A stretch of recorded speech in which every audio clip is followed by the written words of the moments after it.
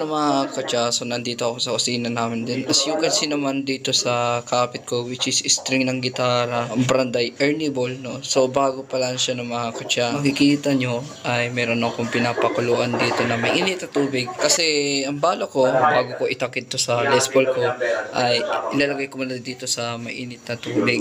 Then lalagyan ng konting asin pa. So yun, yung string ilalagay ko na dito para sa hangin na lang. Medyo mainit-init pa ng konti. Boss, magkano? Sagdalan. So, nandito na yung string. Ilalagyan ng konting asin. Sabi ng tatay ko to hindi ko sure kung ano tama yung ginagawa ko. So, yung string ay nandyan na ng mga katsa sa lagayan. So, gagawin natin, papakuluin natin siya ng mga 5 minutes. Ayan. So, hintayin natin lang ng mga katsa. So, ngayon ay nandito na ako sa aking kwarto ng mga katsa. At kung makikita nyo itong gitara ko na ito, no, ay itatanggal ko muna yung mga string na nanandito sa gitara ko. Tanggal muna ako ng string. So, time-lapse natin.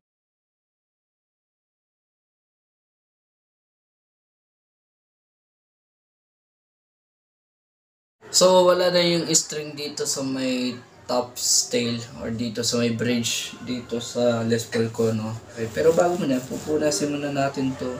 At medyo may mga uka-uka na rin pala itong fret wires ko, no? May mga uka-uka na after na sinet-up ko siya doon sa DYGS. So, gagawin natin po na tayo doon sa baba.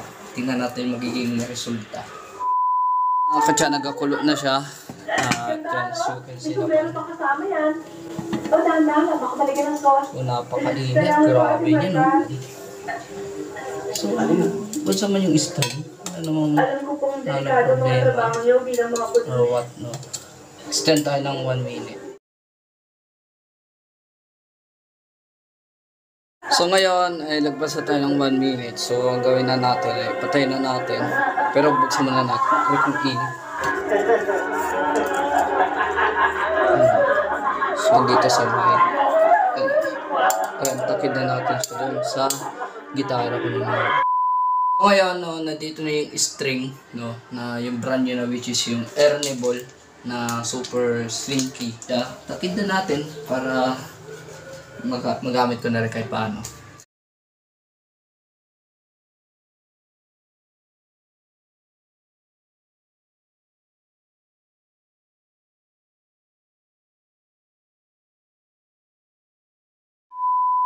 So yan ang mga katsa, so okay na yung gitara ko, lahat ng strings nung sa Ernie Ball mula sa first string to low string yung sa 6th string, no, ay okay na.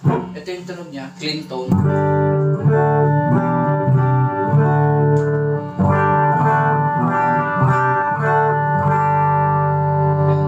So good naman yung tunog niya. Although lahat ng strings ay kumakapit or umaano doon sa magnet nung pick up, no? So tinest ko at talagang dino-double check ko yan. Kasi may mga strings na kahit yung mga reservang strings na hindi kumakapit or umaano doon sa magnet nung pick up yung mga strings. Kaya talagang ina-double check ko yan. So kung may tunog niya, tumutunog naman yung strings, no? Ayun, mula sa high E. Yan, no?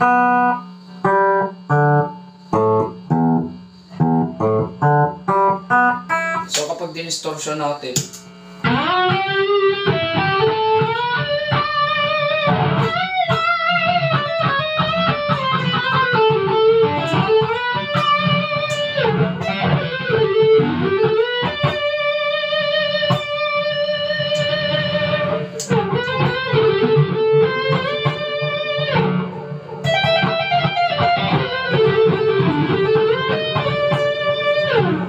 okay naman yung tulog niya. So,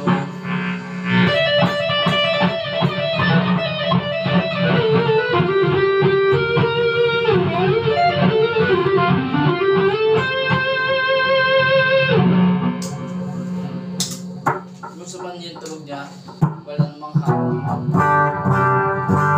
So pag-strum, tsak-tsagan.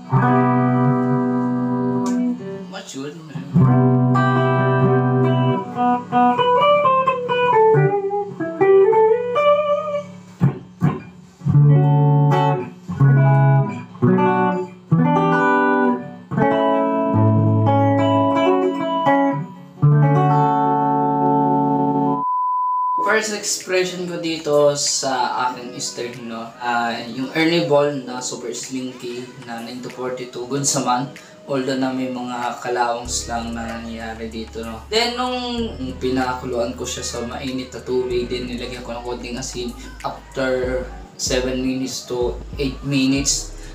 Good sa man yung tunog niya nung tinakid ko na at nung na-sound test natin itong string na Ernie Ball. Pinakang kailangan kasi dito, no, para iwas kalawang na rin sa string. Una, syempre, kailangan natin punasin yung mga string natin tapos ng tugtog natin, no, kahit ano man lagyan natin na kahit baby oil or yung mga nilalagay natin ng mga pampahid, no, para hindi kagad mga lawang yung string, para lalong tumagal ng mga ilang buwan.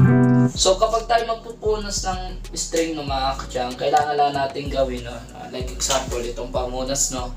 So yung pagpunas natin ng string, dapat yan, kung makikita ninyo pag ano, no, so kailangan nyo napupunasan yung ilalim, hindi lang yung pinakang harap na pupunasan natin, dapat yung pinakang ilalim nito para matanggal yung libag or yung moisture or yung mga, kaya always punas-punas, mapailalim at harap nung string. Pa-acoustic, electric, or bass guitar pa man yan, mga kakutya. So ayun na, mga kakutya, yung video ko dito about dun sa string nito, which is yung Ernie Ball, at yung pagkulok ko dito nung string dun sa mainit na tubig, din nilagay ko ng konting asin para yun, tumagal ito. So kung may mga clarifications kayo or may mga gusto kayong idagdag, comment lang kayo dito sa video ko na ito, mga kakutya. So yun lang, at ito ko na tapusin itong vlog ko na ito. Kung nagustuhan niyo itong video, please like and follow and subscribe kayo sa aking YouTube channel, Kingcha TV. Hit the notification bell para updated kayo sa mga upcoming videos ko ng mga kakutya. Kaya ciao, ciao, peace, ingat, keep safe, and God bless us all, mga kakutya. Tuloy lang sa pagtugtog.